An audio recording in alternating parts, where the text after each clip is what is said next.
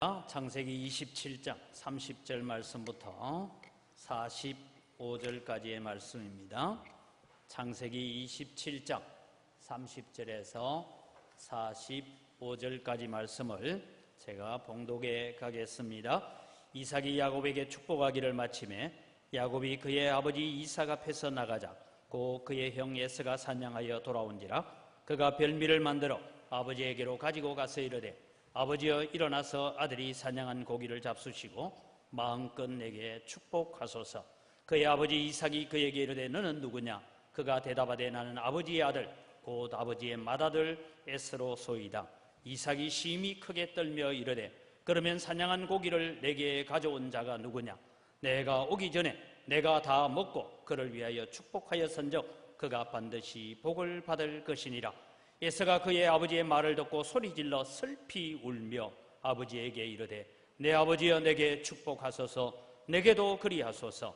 이삭이 이르되 내 아우가 와서 속여 내 복을 빼앗았도다. 에서가 이르되 그의 이름을 야곱이라 함이 합당하지 아니하니까 그가 나를 속임이 이것이 두 번째니이다. 전에는 나의 장자의 명분을 빼앗고 이제는 내 복을 빼앗았나이다. 또 이르되 아버지께서 나를 위하여 빌복을 남기지 아니하셨나이까? 이삭이 에서에게 대답하여 이르되 내가 그를 너의 주로 세우고 그의 모든 형제를 내가 그에게 종으로 주었으며 곡식과 포도주를 그에게 주었으니 내 아들아 내가 내게 무엇을 할 수 있으랴? 에서가 아버지에게 이르되 내 아버지여 아버지가 빌복이 이 하나뿐이리까 내 아버지여 내게 축복하소서. 내게도 그리하소서 하고 소리 높여 우니 그 아버지 이삭이 그에게 대답하여 이르되 내 주소는 땅의 기름짐에서 멀고 내리는 하늘 이슬에서 멀 것이며 너는 칼을 믿고 생활하겠고 내 아우를 섬길 것이며 내가 매임을 벗을 때에는 그 멍에를 내 목에서 떨쳐버리리라 하였더라. 그의 아버지가 야곱에게 축복한 그 축복으로 말미암아 에서가 야곱을 미워하여 심중에 이르기를 아버지를 고할 때가 가까워선즉 내가 내 아우 야곱을 죽이리라 하였더니 맏아들 에서의 이 말이 리브가에게 들리매 이에 사람을 보내어 작은 아들 야곱을 불러 그에게 이르되 내 형 에서가 너를 죽여 그 한을 풀려 하니 내 아들아 내 말을 따라 일어나 하란으로 가서 내 오라버니 라반에게로 피신하여 내 형의 노가 풀리기까지 몇 날 동안 그와 함께 거주하라. 내 형의 분노가 풀려 내가 자기에게 행한 것을 잊어버리거든 내가 곧 사람을 보내어 너를 거기서 불러오리라. 어찌 하루에 너희 둘을 이르랴. 아멘. 우리의 찬양을 받으시는 아버지 하나님 감사합니다. 우리가 날마다 주님을 찬양하며 주님께 영광 돌리는 삶을 살기를 간절히 소원합니다. 그래서 우리가 찬양하는 삶이 우리의 삶이 되게 하시고 우리의 찬양이 우리의 생활이 되게 하여 주시옵소서. 이 시간 저희들이 하나님 말씀을 듣기를 원합니다. 우리의 마음의 귀를 열어 주시옵소서. 감사합니다. 예수님의 이름으로 기도드립니다. 아멘.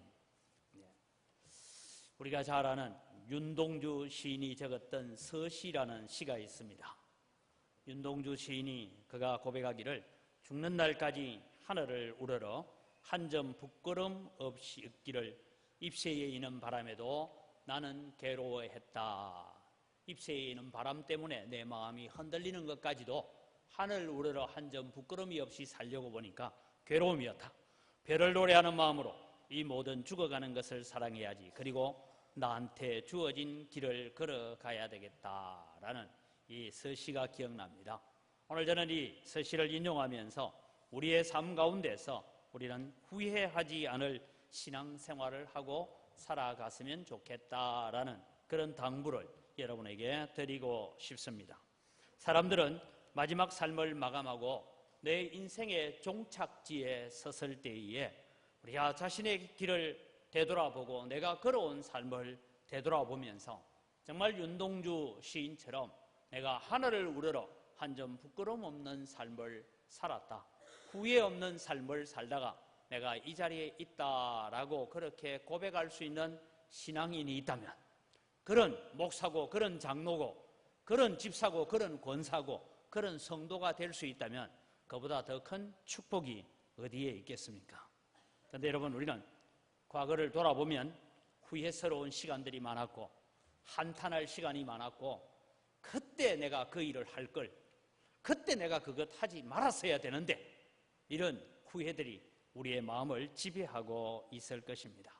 그런데 문제는 무엇이냐 하면 과거를 돌아보면서 후회하고 한탄할 일이 참 많음에도 불구하고 오늘 지금 우리는 또 내일에 가서 후회해야 될 일들을, 내일에 가서 또 한탄해야 될 일들을 오늘 또 저지르고 있는 것이 우리의 모습이다라고 생각되어집니다.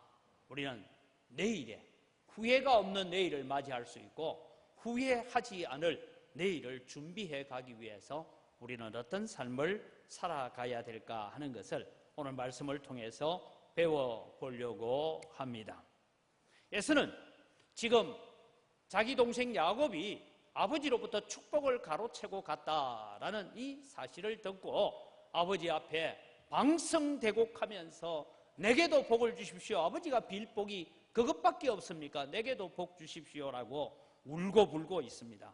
그러나 여러분, 이미 엎질러진 물이 되고 말았다라는 것입니다. 이삭도 여러분 뒤늦게야 알게 되었지만 왜 이삭은 앞에 나를 속이고 와서 축복받은 놈 누군지는 내 모르겠지만 그거 취소 이러고는 에서를 다시 복 주면 될 텐데 왜 취소 선언은 하지 않을까, 이런 생각들을 성경을 읽으면서 가져보았습니다. 그래서 여러분, 오늘 33절 말씀을 보면 아주 중요한 말씀이 나오고 있는데 33절에 이삭이 에서가 와서 내가 지금 맏아들 에서입니다 라는 이 얘기를 들을 때에 내가 지금까지 생각해 봤는데 음성은 야곱이나 손은 만져보니까 에서였다 하고 축복을 빌었잖아요. 그것이 생각나면서 이 이삭을 두고 오늘 우리 성경은 그냥 밋밋하게 번역했습니다. 이삭이 심히 크게 떨며 이르되, 이래 놓았는데 이 단어를 좀 제대로 풀어서 해석을 하면 그때에 이삭이 놀라고 당황하고 두려워함으로 매우 극심하게 떨었다, 이 표현입니다. 여러분, 이 표현을 이해를 잘 못할 것 같아서 제가 설명을, 여러분 우리 사극 같은 데에 보면 옛날 어른들이 밥을 먹다가, 그죠? 밥 먹다가 무슨 얘기를 들으면서 놀래가지고 뭐 해요? 안 보셨어요? 너무 놀라고 당황하니까 숟가락을 그냥 떨어버립니다. 숟가락을 다시 집을 힘이 없어요. 맥이 풀린 거예요. 이게 지금 이삭이 이랬다, 이래 보면 됩니다. 지금 에서가 들어와서 아버지 내가 맏아들 에서입니다 이 얘기를 듣고 그냥 맥이 풀려가지고 그래서 부들부들 떨고 있다. 원문은 그런 의미를 가지고 있습니다. 그런데 왜 이삭은 아버지를 속이고 몸에 털 바르고 들어온 놈 취소, 다시 축복 다시 할 거야, 그렇게 취소 선언을 하지 않았을까? 이삭은 야곱에게 속은 줄을 알면서도 축복 선언문을 취소하지는 않습니다. 아마 짐작컨대 그 다음에 나오는 에서에게 하고 있는 이야기들을 들어봤을 때에 이삭은 뒤늦게나마 이 일들이, 비록 리브가가 장난을 치고 야곱이 장난을 쳐서 해왔지만 이 일이 하나님께서 해가고 있는 일이다라는 것을 뒤늦게야 깨달았다라는 것이 뒤에 나오는 본문에서 이해를 할 수가 있습니다. 이삭은 자기가 하나님께서 분명히 야곱을 앞세우고 있는 것을 알고 있음에도 불구하고 아무리 내가 봐도 야곱 저거 가지고는 안 될 것 같아요. 그래서 늘 에서를 향하여 마음이 갔던 것이죠. 그래서 하나님, 에서를 통해서 이어가면 안 되겠습니까? 야곱 저거 가지고는 안 되겠는데요. 그런 고집들을 이제는 이삭이 꺾어버렸다라는 것을 우리가 알 수가 있습니다. 그런데 제가 오늘 이 본문을 같이 병행해 가면서 오늘 우리는 에서에게 초점을 좀 맞추어서 말씀을 생각해 보려고 합니다. 우리가 후회하지 않을 신앙생활, 다르게 말하면 오늘 내가 믿음 생활하고 신앙생활 잘 한다 해놓고 내일 가서 돌아보니까 내가 그때 안 그래야 되는데, 내가 그때 그랬어야 되는데 하는 그런 후회할 마음을 우리가 가지지 않으려면 오늘 우리는 어떻게 살아야 될까? 오늘 이 에서를 중심으로 해서 말씀을 살펴갑니다. 여러분, 우리는 제가 창세기 27장을 시작하면서부터 일어났던 일들 가운데 가장 결정적인 문제는 뭡니까? 에서는 장자의 명분을 그냥 아무것도 아닌 것처럼 생각했다. 그 말씀을 제가 드렸습니다. 그리고 이삭도 여전히 뭐냐 하면 야곱을 축복한다고 축복하고 있는데 우선순위가 잘못됐대. 이삭이 야곱에게 축복하는 데 있어서 결정적으로 빠져있는 것이 뭐냐 하면 하나님께서 아브라함에게 하신 약속, 너로 하여금 메시아의 반열을 이어오게 하겠다. 내 씨로 말미암아 천하 만민이 복을 받게 하겠다라는 이 언약의 약속을 빼고 있더라. 단지 세상에서 잘 먹고 잘 살고 세상에서 정복자로 살아가고 세상에서 힘있고 권력 있는 자로 살아가기 위해서 축복했던 내용들을 점검을 했습니다. 여러분, 오늘 우리가 살아가면서 우리 자녀들을 위해서 우리가 기도할 때도요, 우리 자녀들 잘 돼야죠. 돈도 많이 벌어야 되고 성공해야 되고 건강해야 되고. 그러나 여러분, 그 무엇보다 더 중요한 것은 믿음 생활 잘하도록 기도하시기 바랍니다. 이것이 제대로 되지 않으면 온 세상을 다 손에 쥐고 있는 것처럼 보여도 헛사인 줄 믿으시기 바랍니다. 그래서 우리 자녀들은, 얘들아, 세상 것 다 붙들어도 주님 놓치면 다 꽝이야. 아무 소용없는 거야. 그것을 우리는 말할 수 있어야 되고, 우리가 그렇게 신앙으로 보여가는 삶의 우선순위가 바로 세워져야 된다라고 제가 말씀을 드렸습니다. 오늘은 여러분, 이제 이 예수를 통해서 우리가 배울 것은 어떻게 하면 나는 후회하지 않을 인생을 살아갈까? 내일에 가서 오늘을 돌아보면서 그때 내가 그러기를 잘했지, 그때 내 마음속에 여러 가지 갈등이 있었는데도 불구하고 내가 믿음으로 신앙으로 서기를 정말 잘했지, 그런 후회 없는 믿음 생활을 하는 여러분 되시기를 바랍니다. 그럼 여러분, 우리가 후회 없는 인생을 살기 위해서는 어떻게 해야 되냐? 이미 에스를 통해서 지난번에 배웠던 것을 다시 복습합니다. 성도라는 신분을 귀하게 여기는 여러분이 되시기를 바랍니다. 나는 은광교의 성도다는 것, 나는 하나님의 자녀라는 것, 나는 하나님의 백성이라는 것, 이걸 존귀하게 여길 줄 알아요. 에스는 벌써 몇 년 전에 팥죽 한 그릇과 떡덩이 하나에 장자의 명분을 팔아버렸던 사람입니다. 여러분, 제가 어릴 때도 그런 일들이 들어있었어요. 동네에 이제 제가 우리 동네에서 35집 사는 데서 제 또래들만, 초등학교 같이 들어갔던 제 또래들만 남자가 10명이었어요. 얼마나 별났겠어요? 저는 안 별났어요. 지금이 별나서 그렇지. 그런데 엿쟁이가 와가지고, 엿장수가 와서 쨍쨍하면 엿은 먹고 싶고 뭘 가져갈 건 없고, 그러면 어떻게 하는지 알아요? 좀 별난 친구는 멀쩡한 양은 냄비를 발로 팍 밟아가지고는, 왜냐하면 엿장수한테 멀쩡한 거 가져가면 엿을 안 줬거든요. 집에 가져가라 이러니까 밟아가지고 일부러 부숴가지고 그렇게 엿바꿔 먹고, 그 다음 날은 저거 어머니한테 또 뒤지게 맞고 막 그런 친구들이 있었어요. 쉽게 말하면 오늘 에서는 어떤 삶을 살았냐? 장자의 명분, 그걸 그냥 엿바꿔 먹었다 이 말입니다. 엿이 먹고 싶으니까 장자의 명분 필요 없어. 너 해. 그리고는 그 명분을 그렇게 귀하게 여기지 않았다. 장자의 명분이 뭐라고 했습니까? 오늘 우리에게는 나는 예수님 없이는 못 삽니다 라는 고백입니다. 나는 십자가의 은혜가 없이는 살 수 없습니다 라는 고백이 바로 장자의 명분입니다. 그런데 오늘날 많은 성도들이 살아가면서 하나님 없이도 잘 살고 있습니다. 돈만 있으면 돼요. 하나님 없이도 내 사는데 이상 없어요. 건강하기만 하면 돼. 명예만 있기만 하고 내 지위만 있으면 된다라고. 오늘 여러분, 우리는 살아가면서 하나님 없이 우리가 추구하고 있는 것들에 대해서 정말 나는 성도의 신분을 존귀하게 여기고 있는지를 기억해 가야 됩니다. 오늘 여러분, 이 예수는 하나님의 자녀, 하나님의 언약, 아브라함에게 주어진 언약보다는 당장 먹고 사는 문제에 급했다는 것이죠. 오늘 여러분, 우리는 이 누문동을 둘러싸고 있는 여러분이 양동시장이라 했는데 여러 가지 경제적인 어려움이나 이런 일 때문에 당장 먹고 사는 문제가 우리에게 시급한 문제로 다가올 수 있습니다. 여러분의 고난과 여러분의 아픔을 모르는 것도 아닙니다. 저는 가끔씩 양동시장 가보면 사람이 좀 많이 좀 물건을 사든지 안 사든지 사람이 좀 많았으면 좋겠는데 어떨 때 제가 잘 못 가요. 왜냐? 가면 전부 상인들만 있고 제 혼자만 들어가. 그럼 모든 사람이 집중 가서 어서 오세요, 어서 오세요. 사실은 나는 우리 교인 집에 가고 있는데, 그럴 때가 있어요. 그래서 지나가기가 때로는 미안할 때가 있어요. 잘 돼야죠. 그러나 여러분, 우리는 기억해야 됩니다. 우리의 삶의 우선순위가 어디에 세워져 있는지. 그것을 우리는 분명히 해야 합니다.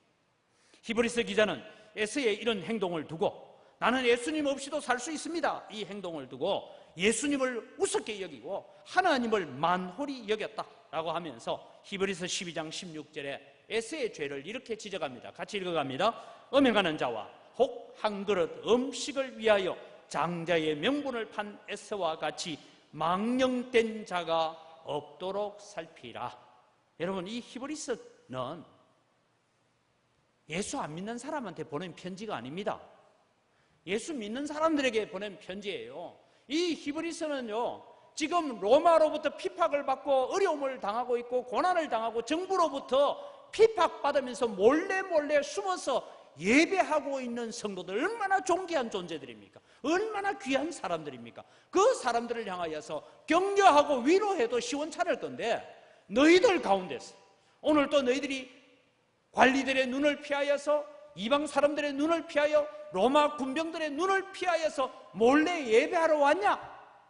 그런데 너희들 가운데서 음행하는 자와 혹 한 그릇 음식 때문에 장자의 명분, 성도의 명분을 팔아버린 에스와 같이 망령된 자가 있을까 살피라. 오늘 여러분, 우리가 예배에 왔다고 우리는 망령된 자가 아닙니까? 우리는 우리 자신들을 돌아보아야 합니다. 우리는 이런 실수를 저지르지 않도록 해야 됩니다. 오늘 여러분은 하나님의 은혜가 없어도 돈만 있으면 되고, 하나님의 능력이 없어도 우리는 건강하기만 하면 되고, 그렇게 살 때가 참 많이 있습니다.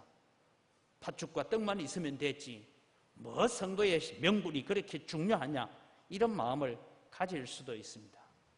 지난주에 드린 말씀을 기억하여 내 마음이 어디에 우선순위를 두고 있는지를 점검하시기 바랍니다.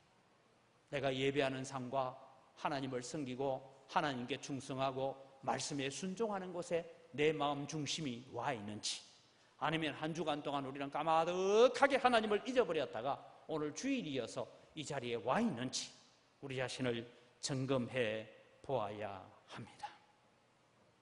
사랑하는 성도 여러분, 오늘 우리는 하나님의 자녀라는 이 신분, 나는 하나님의 백성이고 천국 백성이라는 이 자부심을 여러분 가는 곳마다 세상 곳곳에서 여러분을 만나는 사람들에게 나는 예수 믿는 사람입니다, 나는 하나님의 자녀입니다, 나는 하나님의 거룩한 백성입니다라고 자랑할 수 있는 여러분 되기를 바랍니다.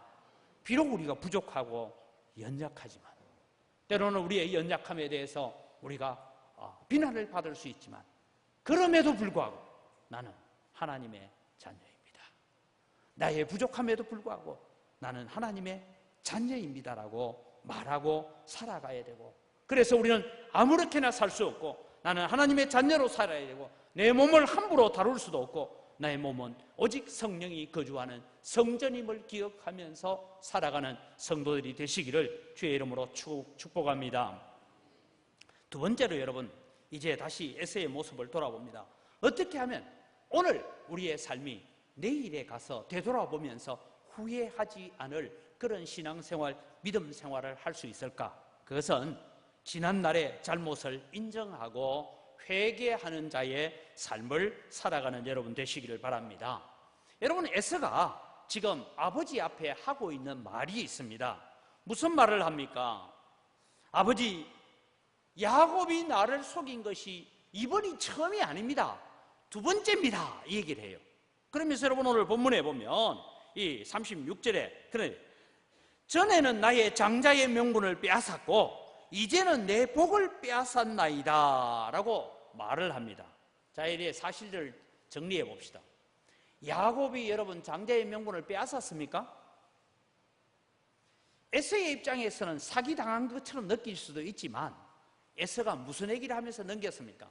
내가 지금 배가 고파 죽을 지경이 되었는데 장자의 명분이 뭐 중요하냐, 그건 너 가져가 하고 계약을 했어요. 하물며 여러분 성경에 보면 맹세하라 하니까 맹세를 했는데 몇 번 맹세했는지 압니까? 그게 성경에 맹세한다, 이 팔레스타인 법에 보면 7번을 손들고 맹세했어요. 그러고 팥죽 받아 먹었고 떡 먹었어요. 야곱이 속였어요? 야곱이 나쁘기는 해요. 뭐냐면 형이 배고프면 그 배고픈 걸 이용한 건 굉장히 나쁜 짓이에요. 그러나 에서가 그렇게 안 해도 팥죽 얻어먹을 수 있고 떡을 먹을 수 있는데 그까짓 것 그러면서 포기했습니다. 그런데 지금 와서는 야곱이 나를 속였다라고 말을 합니다. 에서가 행하고 있는 일들을 한 번 더 보십시오. 에서는 이미 두 아내를 취하여서 살고 있습니다.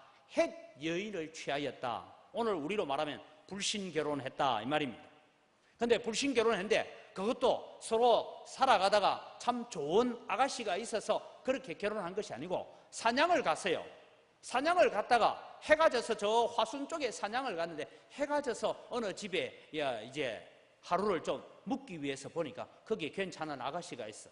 그래서 주인한테 얘기해요. 내가 오늘 잡아온 곰 한 마리 드릴 테니까 저 아가씨를 내 아내로 주시오. 그래서 화순에 있는 아가씨와 결혼했어요. 근데 어느 날은 또 저 장성으로 사냥을 갔어요. 거기 가니까 또 괜찮은 여자가 있어. 오늘 내가 잡은 노루 5마리 줄 테니까 결혼시켜주세요. 그런 식으로 결혼한 거예요. 이게 뭐 정식적으로 결혼한 것도 아니에요. 그래서 헷 여인 2사람을 데리고 와서 살고 있는 거예요. 이 부분에 대해서 에서는 전혀 마음에 가책이란 것을 느끼지 못하고 있습니다. 에서는 하나님을 의지하기보다는 자신을 믿고 살고 있습니다. 그는 자신의 사냥 실력이 하나님보다 더 중요했습니다. 이러한 부분을 회개하고 잘못을 깨달아야 이 에서가 살 수 있는 길이 있습니다. 그런데 에서는 그 기회를 놓쳐버렸습니다. 그래서 성경은 말합니다. 회개할 기회를 놓치고 땅을 치고 후회해도 이미 늦었다라고 말씀하고 있습니다. 그래서 히브리서 기자는 12장 17절에 계속해서 이어서 말씀하고 있습니다. 너희가 아는 바와 같이 그가 그 후에 축복을 이어받으려고 눈물을 흘리며 구하되 버림바가 되어 회개할 기회를 얻지 못하였느니라. 에서는 지금 앞에 일어난 일들을 바라보면서 내가 장자의 명분을 야곱에게 넘겨준 것이 얼마나 이게 큰일인가, 얼마나 이 일이 위험한 일이었는가, 이 일이 얼마나 내게 놀라운 결과로 다가오는가 그것을 알고 그 부분을 회개하고 내가 잘못 살았습니다. 아버지 제가 보니까요 지금 헷 여인 2사람이 부모에게 별로 잘하지 못하는 것 제가 알고 있습니다. 아버지 내 잘못했어요. 그러면서 회개했어야 된다. 그런데 여러분 회개할 기회를 놓쳐버렸다라고 말씀하고 있습니다. 여러분 회개하는 자에게는 하나님께서 무한한 은혜를 베풀어 주십니다. 회개하고 돌아오기만 하면 하나님의 진노가 바뀌어서 축복으로 변하는 줄 믿으시기 바랍니다. 이것이 여러분 성경이 우리에게 말씀하고 있는 얘기예요. 시편 32편 3절에서 5절을 우리가 같이 한번 읽어보겠습니다. 시편 32편 3절에서 5절입니다. 같이 읽어갑니다. 내가 토설치 아니할 때에는 종일 신음함으로 내 뼈가 쇠하였도다. 주의 손이 주야로 나를 누르시오니 내 진액이 화하여 여름 가물에 마름같이 되었나이다. 셀라. 내가 이르기를 내 허물을 여호와께 자복하리라 하고 주께 내 죄를 아뢰고 내 죄악을 숨기지 아니하였더니 곧 주께서 내 죄의 악을 사하셨나이다. 셀라. 여러분 이 말이 무슨 얘기냐면 죄가 있어요. 다윗이 죄를 지었어요. 그 죄를 고백하지 않고 토해내지 않고 있을 때는 어떤 일이 있어요? 주의 손이 나를 누르시오니 라는데 여러분 이 용어가 무슨 얘기냐면 감람나무 기름을 짠다 그런 의미입니다. 우리 감람나무 기름 짜는 잘 모르잖아요. 그런데 여러분 우리 주부들은 참깨 씻어가지고 가서 뭐 하죠? 참기름 짜잖아요. 왜 안 짜보신 것처럼 쳐다봐요? 참기름 안 짜봤어요? 사 먹기만 했어요? 방앗간에 참기름 짜러 가봤죠? 가면 여러분 그걸 볶아가지고 넣어가지고 그 다음에 압착기로 막 눌러요. 언제까지 눌러요? 참기름 한 방울도 안 나올 때까지 누르잖아요. 그래서 쫙 짜는데 내가 죄를 품고 토설치 아니하니까 나를 기름 짜는 거기에 주 넣어가지고 지금 기계로 막 누르고 있다 이 말입니다. 그렇게 내가 고통스러워. 기름 짜듯이.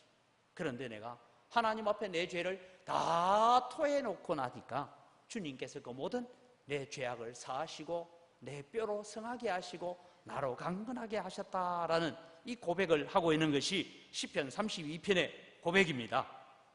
여러분, 회개라는 것이 교회 안에서 많이 외쳐지지만 제일 안 되는 게 회개예요.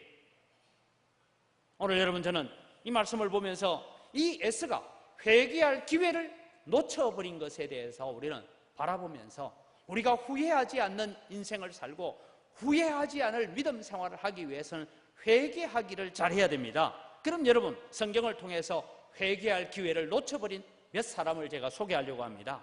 하나는 여러분, 가나안 땅에 들어가서 여리고 정복 전쟁이 일어납니다. 여리고 성이 무너집니다. 여호수아가 말합니다. 여리고 성은 첫 번째 성이고 하나님 앞에 드려진 성이기 때문에 여리고 성에서 어떤 것도 취하지 말고 모든 것은 다 하나님 앞에 드려라. 여리고 성의 것을 어떤 거라도 하나 가져오게 되면 그 사람도 하나님께 드림이 되어서 죽을 것이다 그랬습니다. 그런데 여러분, 아간이라는 사람이 금덩어리 하나 은덩어리 하나 보고 신할산 외투, 요즘 말하면 밍크 코트 이래 보면 됩니다. 그거 하나 보고 탐이 나서 가져왔어요. 그 일 때문에 그 다음 아이성 전투에서 36명이 죽는 비참한 일이 일어납니다. 그리고 여호수아가 머리를 풀고 하나님 앞에 엎드립니다. 하나님, 어찌하여 우리를 떠나셨습니까? 이스라엘이 내게 범죄하여 여리고 성에 있는 물건들 가운데 훔친 자가 있다. 내가 그것을 제거하기 전에는 너와 함께하지 않겠다. 그래서 여호수아가 각 지파를 부릅니다. 12지파의 수령들 모여라. 지금 우리 가운데 여리고 성에서 물건을 훔친 사람이 있다. 그래서 심지를 뽑아라 하고 심지를 딱 뽑으니까 유다 지파가 걸렸어요. 그때 아간이 얼른 뛰어와서 여호수아 장군님, 심지 뽑고 뭐 하고 할 일이 아닙니다. 제가 잘못했습니다. 내가 금덩어리 하나 은덩어리 하나 훔쳐가지고 이러고 있습니다. 아마 그렇게 했더라면 아간 자신만 죽고 그 가족까지는 전멸당하지 않았을 것입니다. 그런데 그 심지가 자기에게 뽑힐 때까지 기다리고 있어요. 설마 내만 했겠냐?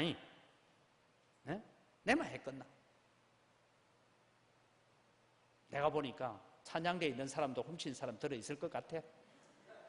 뭐 이런 마음을 가지고 설마 내 혼자가 있겠어? 그리고 기다리고 있는 거예요. 회개할 기회가. 그 다음에 유다의 아들들 가운데서 내 아들들 가운데 또 뽑습니다. 그리고 점점 좁혀오는데 마지막 자기에게 뽑힐 때까지 기다리고 있어요. 그래서 여러분, 여호수아가 어떻게 합니까? 아간의 가족들 다 잡아라.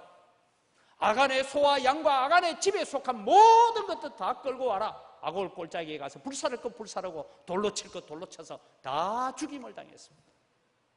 여러분, 너희 중에 이스라엘 백성들 중에 여리고성의 물건을 훔친 사람이 있다라는 말 한마디 들었을 때 아이고 큰일 났구나 하고 회개하고 나왔더라면 자기는 죽어도 가족은 살렸을 거예요. 여러분, 우리는 심각하게 생각해야 합니다. 그 다음에 여러분, 엘리 제사장을 한번 봅시다.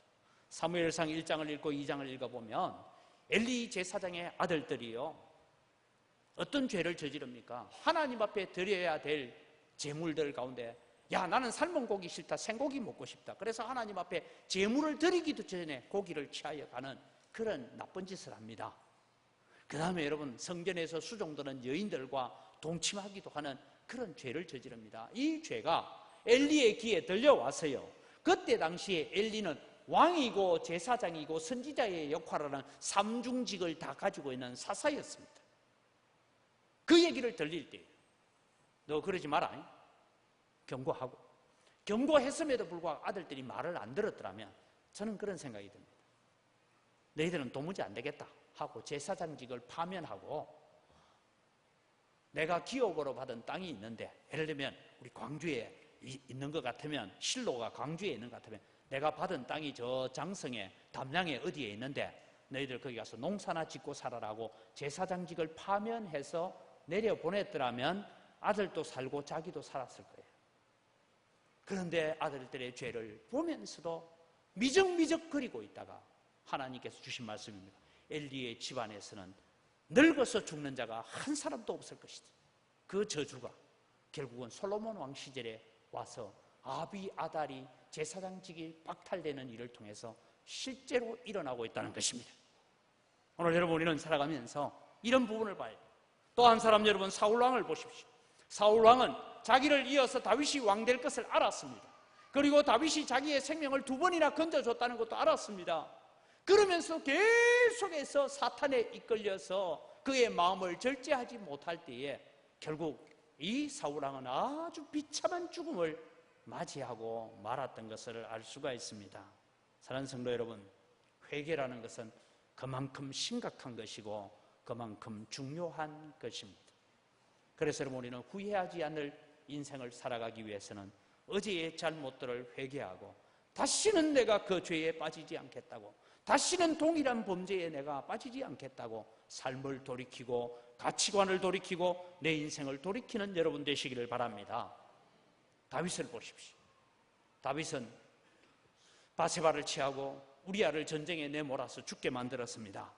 그런데 여러분, 나단 선지자가 나이가 정확하게 안 나와서 잘 모르지만 제가 볼 때 나단 선지자는 다윗 왕보다 대략 나이가 15살이나 20살 정도 어린 사람입니다.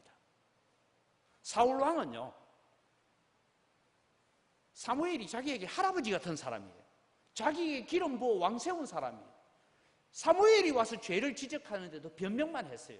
그런데 다윗은 자기보다 훨씬 젊은 나단 선지자가 와서 왕이여, 이 일을 행한 일이 바로 당신입니다. 그때에 그만 왕복을 벗고 보좌에서 내려와서 하나님, 내 잘못했습니다 하고 침상이 썩도록, 매트리스가 썩을 정도로 눈물로 회개하고 기도할 때에 하나님께서 내가 이새의 아들 다윗을 만났더니 내 마음에 합한 사람이다.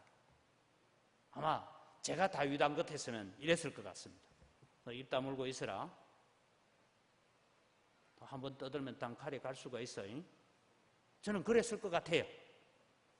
왜냐하면 자기가 다윗 왕이 어떤 사람이에요? 그 당시에 천하를 통일해서 왕으로 했는데, 그런데 그는 회개했습니다. 그래서 하나님의 긍휼을 덧입은 줄 믿으시기 바랍니다.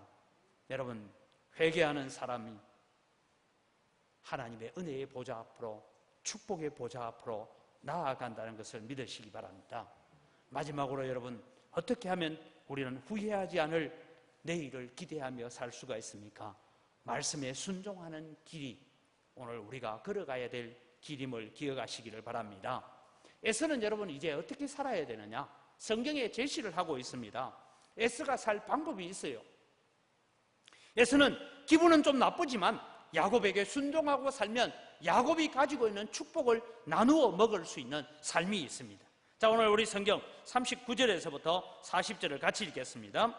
그 아버지 이삭이 그에게 대답하여 이르되 내 주소는 땅의 기름짐에서 멀고 내 내리는 하늘 이슬에서 멀 것이며 너는 칼을 믿고 생활하겠고 내 아우를 섬길 것이며 내가 매임을 벗을 때에는 그 멍에를 내 목에서 떨쳐버리리라. 여러분, 이 40절 얘기가 뭐냐 하면, 너는 칼을 믿고 생활하겠지만 내 아우를 잘 섬겨라.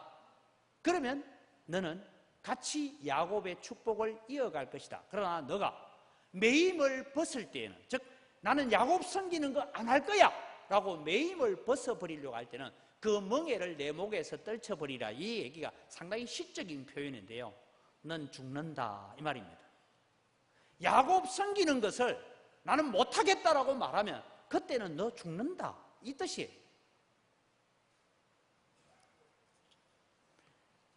여러분에서는 태어날 때 이미 아브라함을 통하여서 받았던 하나님의 계시를 통하여서 큰 자가 어린 자를 섬기리라 라는 말씀을 믿어야 됩니다.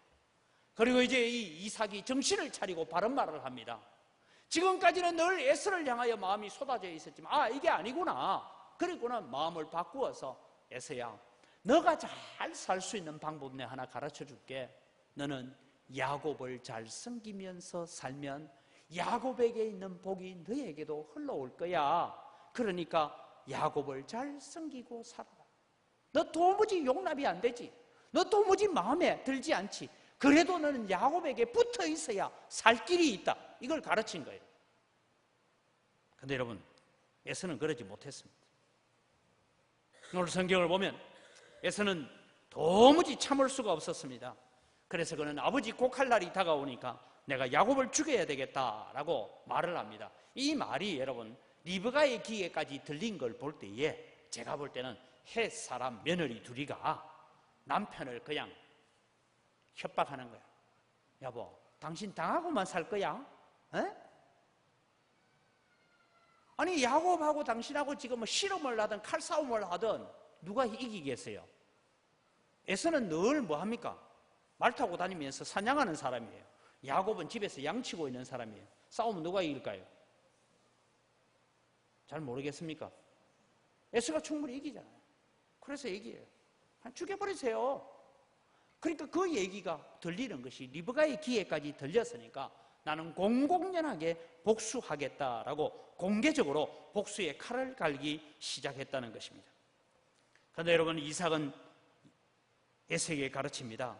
에서가 사는 길은 하나다. 비록 부족하지만, 비록 사내답지 못하지만 야곱에게 복종하고 살아야 된다. 야곱에게서 나오는 은혜의 축복의 길을 붙어 있으면 너가 살 길이 있다라고 가르쳐 주었습니다. 그러나 에서는 야곱의 축복을 물려받는, 거기에 더부살이하는 하나님의 은혜의 삶을 산다는 것을 도무지 받아들일 수가 없었습니다. 그래서 점점 멸망의 길을 걸어가기로 작정했습니다. 그 대표적인 것이 성경에 이렇게 적고 있습니다.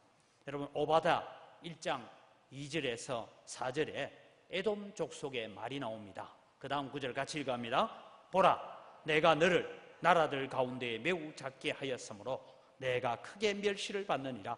너의 마음의 교만이 너를 속였도다. 바위 틈에 거주하며 높은 곳에 사는 자여, 내가 마음에 이르기를 누가 능히 나를 땅에 끌어내리겠느냐 하니 내가 독수리처럼 높이 오르며 별 사이에 깃들일지라도 내가 거기에서 너를 끌어내리리라. 여호와의 말씀이니라. 여러분, 에돔 족속이 그렇게 살았다는 거예요. 야곱 곁에 붙어 살아라. 그럼 너 복 받고 산다. 이랬는데 에돔 족속들은 무슨 소리 하고 있어요? 우리는 저 바위 틈 높에 독수리가 집을 짓고 사는 것처럼 그렇게 살겠습니다. 누가 감히 우리를 끌어내려요? 우리는 우리 칼을 믿고 살겠다고 그렇게 다짐할 때 여호와께서 내가 너희들이 하늘 꼭대기 있다라도 끌어내려서 땅에 던져버리겠대. 이게 에돔 족속이 걸어가는 것이고, 지금 에서가 내 동생을 죽여야 되겠다라고 각오하고 있는 마음과 같다, 이 말입니다. 말라기 1장 4절을 같이 읽습니다. 에돔은 말하기를 우리가 무너뜨림을 당하였으나 황폐된 곳을 다시 쌓으리라 하거니와 나 만군의 여호와는 이르노라. 그들은 쌓을지라도 나는 헐리라. 사람들이 그들을 일컬어 악한 지역이라 할 것이요 여호와의 영원한 진노를 받은 백성이라 할 것이다. 무슨 얘기냐면 에돔 족속들은 하나님이 우리의 터를 허물어버려서 다시 지으면 되지. 여러분, 하나님을 향하여 그렇게 거역하는 거예요.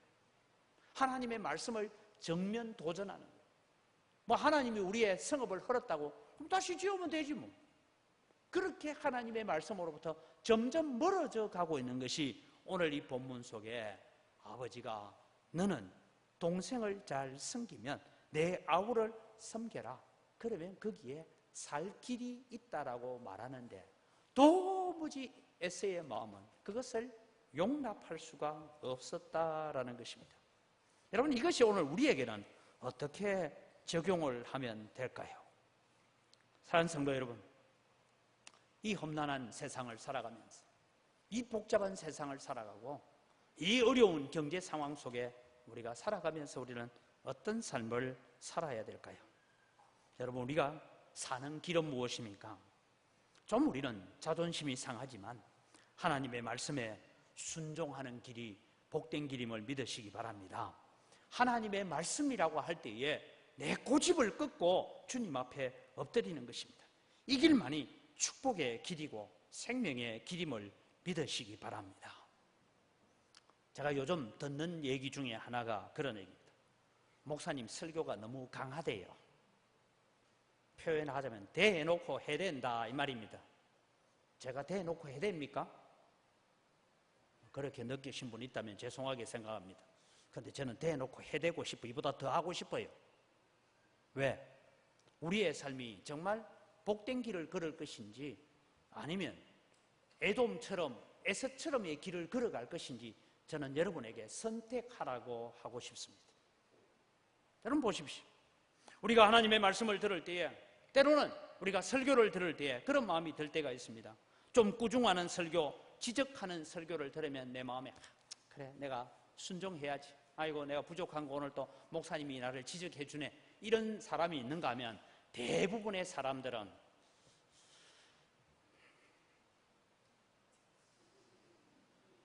목사님도 직장생활 한번 해보이스. 목사님도 사업 한번 해보이스. 목사님도 농사 한번 지어보이스. 그런 설교 그래 쉽게 못합니다. 내 형편 한번 대보세요. 내 환경 한번 대보세요. 목사님 그래 말할 수 있는가?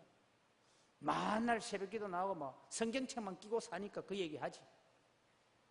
그런 마음들이 여러분의 마음에 일어날 수도 있습니다. 그러나 기억하십시오. 에스가 사는 길은요, 아우를 잘 섬겨라. 네 마음에 아무리 안 들어도 야곱 잘 섬겨라. 거기에 살 길이 있다. 거기에 생명이 있다라고 말하고 있는데 에서는 그 후손들인 에돔 족속들은 말라기스에 올 때까지 계속해서 빗나간 길을 걸어가기 시작했습니다. 여러분 오늘 우리는 하나님의 말씀 앞에 내 삶이 어떤지를 점검하시기 바랍니다. 순종의 길만이 축복의 길입니다. 환경과 형편에 굴복하지 마시고 하나님의 말씀에 순종하시기 바랍니다. 내 형편이 비록 그렇다 할지라도 하나님의 말씀이 부딪혀 올 때에 예 알겠습니다.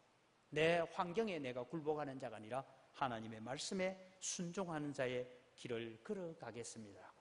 우리는 에서처럼 마음을 완강하게 하는 자가 아니라 말씀 앞에 엎드리는 삶을 걸어감으로 말미암아 하나님께서 약속하고 있는 축복의 걸음을 걸어가면서 내일을 후회할 내일을 맞이하지 않고 감사할 수 있는 내일을 맞이할 수 있는 여러분 되시기를 주의 이름으로 축원합니다. 기도하겠습니다. 하나님 아버지 감사합니다. 에서는 아버지의 지적을 받고 말씀의 지적을 받았지만 계속해서 빗나가는 걸음을 걸어가다가 결국은 에돔 족속은 패망의 길을 걸어가게 되었던 것을 저희들이 보게 됩니다. 하나님 아버지, 오늘 또 우리가 하나님 말씀 앞에 비록 때로는 그 말씀이 내 환경과 내 형편과 내가 살고 있는 이 가정의 여러 가지 형편에 맞지 않다 할지라도 주님 말씀이기 때문에 순종하겠습니다. 말씀이기 때문에 내가 말씀 앞에 무릎 꿇겠습니다. 주님 순종하고자 하는 마음과 무릎 꿇는 마음들을 허락하여 주옵소서라고 우리가 그렇게 말씀 앞에 순종하는 걸음들이 비록 지금은 엄청난 위험을 가져오는 것처럼 보일지라도 그것이 결국은 하나님의 축복의 손길로 들어가는 것임을 기억하고 사는 저희들 되게 하여 주시옵소서. 그래서 하나님 내일을 후회할 내일을 맞이하는 것이 아니라 하나님 앞에 감사할 수 있는 내일을 잘 준비하는 성도들 되게 하여 주시옵소서. 감사합니다. 예수님의 이름으로 기도드립니다. 아멘.